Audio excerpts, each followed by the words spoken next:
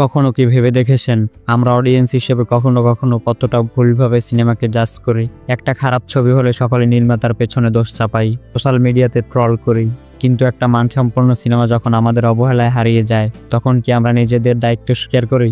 আজ এমন এক মুভি নিয়ে বলছি যেটা খুব সহজেই আমাদের চোখের সামনেই মিস হয়ে যেতে পারে। মেট্রো ইন্দিনো। এই নামটা শুনে যদি আপনার পুরনো স্মৃতি জেগে ওঠে তাহলে আপনি ঠিক জায়গাতেই এসেছেন।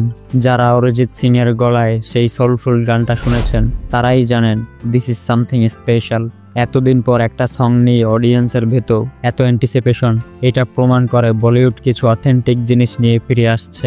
এই মুভিটা আসছে প্রায় 2 দশক পর লাইফ ইন এ মেট্রো ফ্র্যাঞ্চাইজের সিকুয়াল হিসাবে। পুরনো চরিত্রগুলো না থাকলেও সেই পুরনো আবেগ আর কানেকশনটা বজায় আছে। নতুন গল্প, নতুন মুখ, কিন্তু ইমোশনস স্টিল দ্য সেম। ট্রেলারটা শুরু হয় অরিজিৎ সিং এর একটা হার্ট টাচিং গানে, আর ঠিক তখনই বোঝা যায় এই ফিল্মটা কিছু অন্যরকম হতে চলেছে। এখনকার দিনে মিনিংফুল লিরিক্স খুবই রেয়ার, আর সেই কারণেই এই মিউজিক একদম আলাদা জায়গা করে নিয়েছে। অনুরাগ বসুর ডিরেকশন মানেই একটা নির্দিষ্ট ধরনের অ্যাস্থেটিক্স, আর তার সিনেমার মিউজিকটি সবসময় নেক্সট লেভেল হয়ে থাকে। এইবারও তার ব্যতিক্রম হয়নি। সিনেমার গল্প হয়তো সবার কাছে পারফেক্ট নাও লাগতে পারে, কিন্তু এর গানগুলো লং লাস্টিং হবে, দ্যাটস ফর শিওর। অনেকেই কনফিউজড হচ্ছেন এটা কি old life in a metro remake?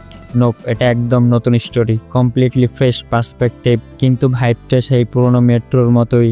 Multiple narratives, interesting lives and shared human emotions. এই ছবির কাস্টিং বেশ রিফ্রেশিং।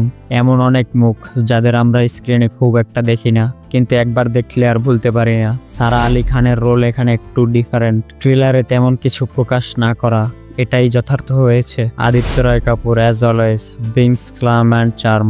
বাকি কাস্টও সলিড, ট্যালেন্ট ওয়াইজ প্যাক। পুরো ট্রেলারে একটা লুডো টাইপ ফিল আসে।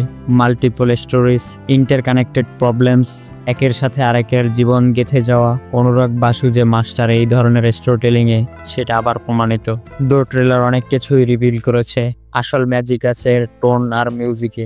এটা এমন একটা ফিল্ম যেটা চোখ দিয়ে না মন দিয়ে ফিল করতে হয়। যারা শুধু বক্স অফিস কালেকশন দেখে ফিল্ম জাজ করেন তারা হয়তো এই সিনেমার রিয়াল ভ্যালু ধরতে পারবেন না। লাইফ ইন এ মেট্রো খুব বেশি আর্ন করেনি, মাত্র 24 কোটি, বাট আজও তার সংস অনেকের প্লে লিস্টে আছে। এই সিনেমার ক্ষেত্রেও ঠিক তাই হবে। সো ট্রেলার দেখে কেমন লাগলো নিচে কমেন্ট করে জানাতে ভুলবেন না। আবার দেখা হবে পরের কন্টেন্টে। টিল দেন ভালো থাকুন, সিনেমা ভালোবাসুন, বাই।